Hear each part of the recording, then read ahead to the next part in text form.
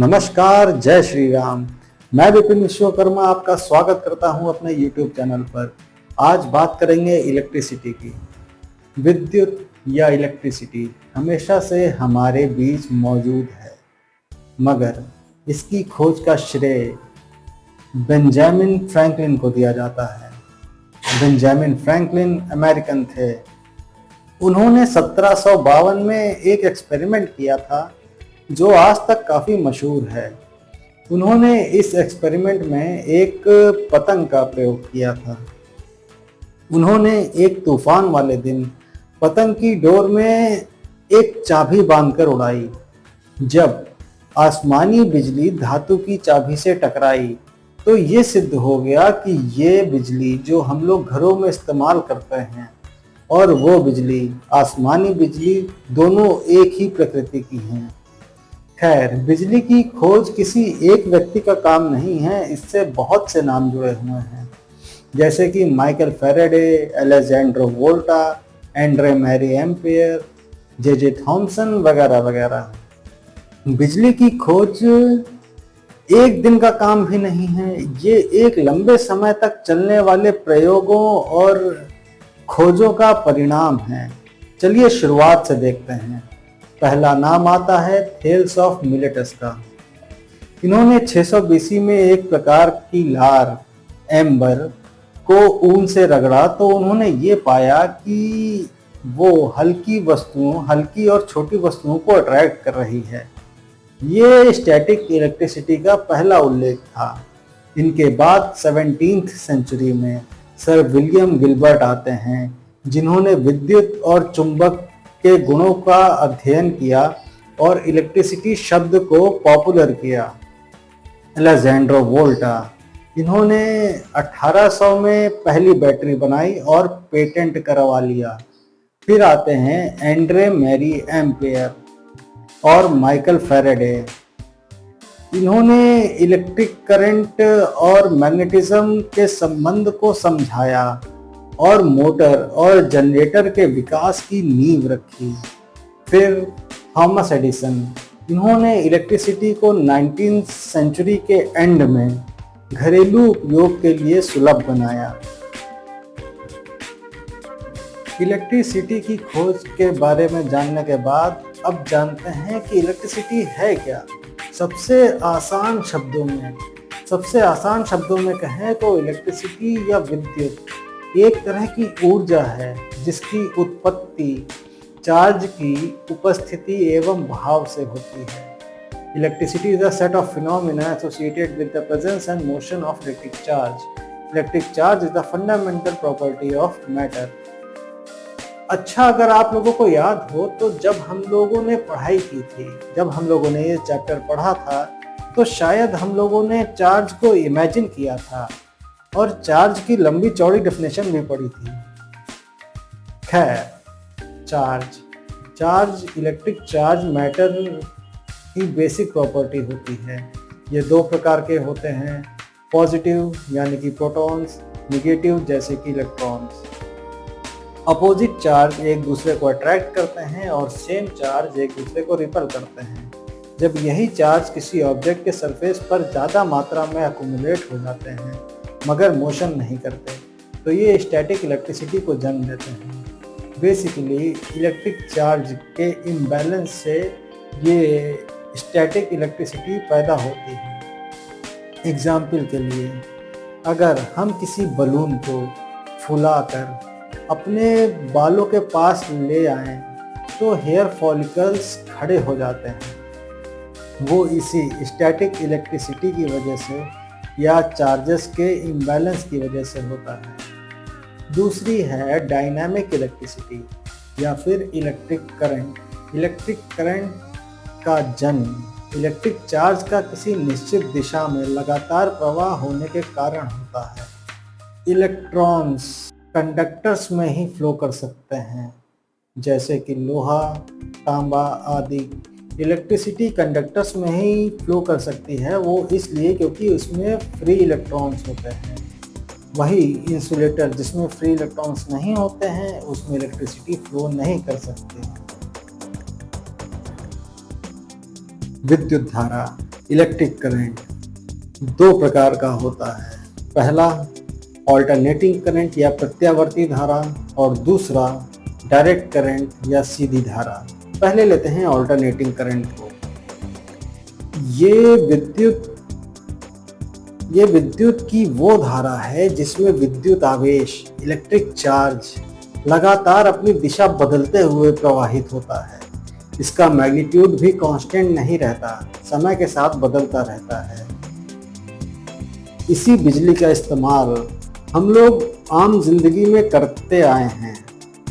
इसी बिजली से हमारे घरों में, दफ्तरों में, दुकानों में, स्कूलों में पंखे, बल्ब इत्यादि जलते और चलते हैं कि हम लोग रोजमर्रा के कामों में इसका यूज कर पाएं। ऑल्टरनेटिंग करंट को इतना सहज बनाने वाले Serbian American scientist Nikola Tesla थे। सन 1880 के आसपास इन्होंने एसी करंट के डेवलपमेंट के लिए काम शुरू किया। इन्होंने इंडक्शन मोटर्स, ट्रांसफॉर्मर्स और कई एसी ट्रांसमिशन सिस्टम्स भी इन्वेंट किए।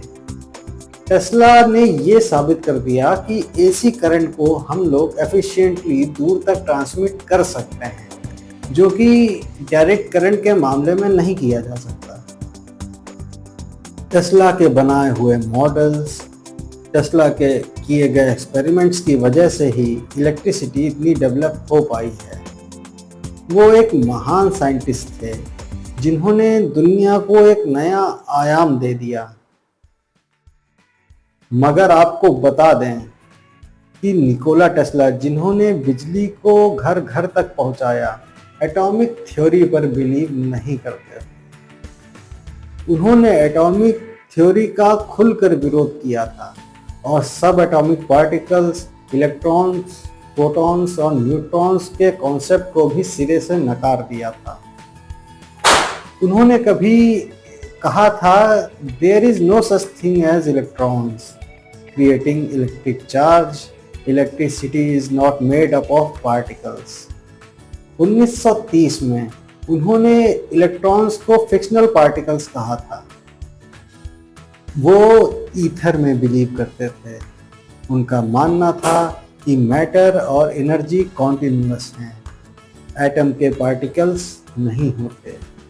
ईथर क्या होता है? ईथर एक इनविजिबल सब्सटेंस है जो यूनिवर्स में हर जगह मौजूद है।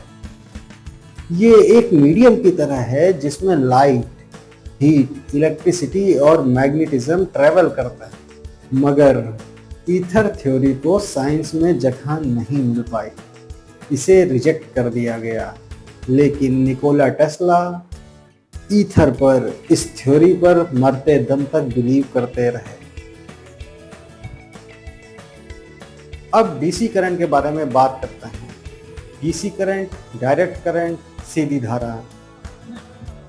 सीधी धारा डायनेमिक करंट की वो फॉर्म होती है जिसमें इलेक्ट्रिक चार्ज एक ही डायरेक्शन में फ्लो करता है। इसका मैग्नीट्यूड भी कांस्टेंट रहता है। डीसी करंट की खोज के बारे में अगर बात करें तो अलेजेंड्रो वोल्टा का नाम सामने आता है, क्योंकि इन्होंने सबसे पहली बैटरी बनाई थी। सन 1800 में उन्होंने अपनी बैटरी वोल्टाइक पाल के माध्यम से पहली बार निरंतर विद्युत धारा प्राप्त करी, जो कि सीधी धारा थी, डायरेक्ट करंट था। उसके बाद सर थॉमस एडिसन ने डीसी करंट के प्रैक्टिकल और कॉमर्शियल यूज को बढ़ावा दिया। सन 1879 में उन्होंने बल्ब का आविष्कार भी किया और डीसी पावर डिस्ट्रीब्यूशन सिस्टम्स भी बनाए। उन्होंने generator, wiring system, fuse, meter, switches, light, appliances सबके डेवलपमेंट में ही योगदान दिया। वहीं सनातन धर्म के एक ग्रंथ अगस्त्य संहिता, जिसको कि वैदिक काल का माना जाता है या फिर गुप्त वंश के समय का, ये बताया नहीं जा सकता क्योंकि इसकी लेखन तिथि अभी तक अज्ञात है। ये काफी पुराना भी हो सकता है। आधुनिक विज्ञान ने अभी कुछ शताब्दियों पहले जिस चीज को जाना, उसका ज्ञान हमारी पुस्तक में कब का लिखा जा चुका है। चलिए अगस्त संहिता में देखते हैं कि इलेक्ट्रिसिटी के बारे में क्या लिखा है। इस ग्रंथ में इलेक्ट्रोलिसिस का वर्णन मिलता है। इस ग्रंथ में बताया गया है कि एक विशेष प्रक्रिया द्वारा जल को प्राणवायु और उदान वायु में परिवर्तित किया जा सकता है। उसमें इस पुस्तक में पूरा एक्सपेरिमेंट लिखा हुआ है जो कि यूट्यूब पर ही कुछ लोगों ने सक्सेसफुली करके दिखाया है। अगस्त जी का यंत्र आजकल की बैटरी से काफ़ी मेल खाता है, तो हम लोग ये कह सकते हैं कि पूरे विश्व में बैटरी बनाने का ज्ञान हमारे देश में हजारों साल पहले ही आ गया था। शायद हमने इस प्रकार की ऊर्जा पर उतना ध्यान नहीं दिया, या शायद दिया भी हो, क्या पता। जितनी शोध इलेक्ट्रिसिटी पर हुई है, शायद इतना किसी दूसरी प्रकार की ऊर्जा को नहीं समझा गया है अभी तक। अब इलेक्ट्रिसिटी को समझने के लिए भी कुछ चीज़ों का जानना ज़रूरी हो जाता है, जैसे कि पोटेंशियल डिफरेंस, विद्युत विभवांतर। पोटेंशियल डिफरेंस या आसान भाषा में कहें तो वोल्टेज होता क्या है। वोल्टेज किसी इलेक्ट्रिक सर्किट में दो पॉइंट्स के बीच चार्ज कैरियर्स की ऊर्जा के डिफरेंस को दर्शाता है। ये एनर्जी की वो मात्रा है जो एक यूनिट चार्ज को किसी इलेक्ट्रिक सर्किट में एक पॉइंट से दूसरे पॉइंट तक ले जाने में किए गए कार्य में लगती है। अंग्रेजी में पोटेंशियल डिफरेंस और voltage is the amount of energy required to move a unit charge from one point to another in an electric circuit और इलेक्ट्रिक फील्ड। इसे पानी की टंकी के एग्जाम्पल से भी समझा जा सकता है। जैसे पानी हमेशा ऊंचाई से गहराई की ओर बहता है, ठीक वैसे ही इलेक्ट्रिक करंट हाई पोटेंशियल से लो पोटेंशियल की ओर बहता है।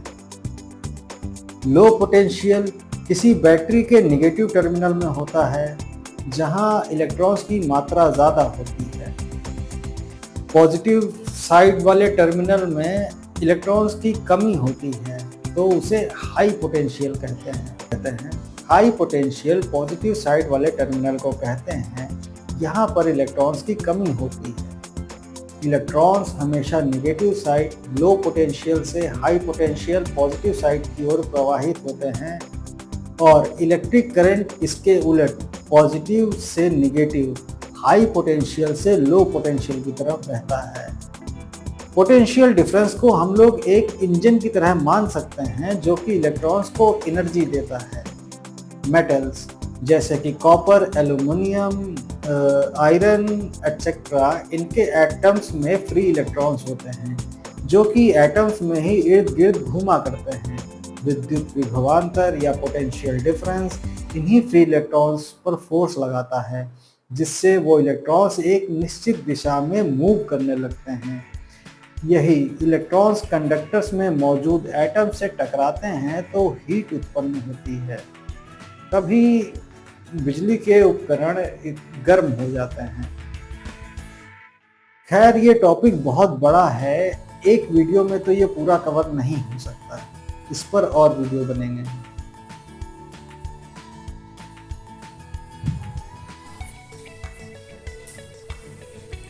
अगर आपको वीडियो अच्छा लगा हो तो प्लीज़ मेरे चैनल को सब्सक्राइब करिए, वीडियो को लाइक करिए, कमेंट करिए।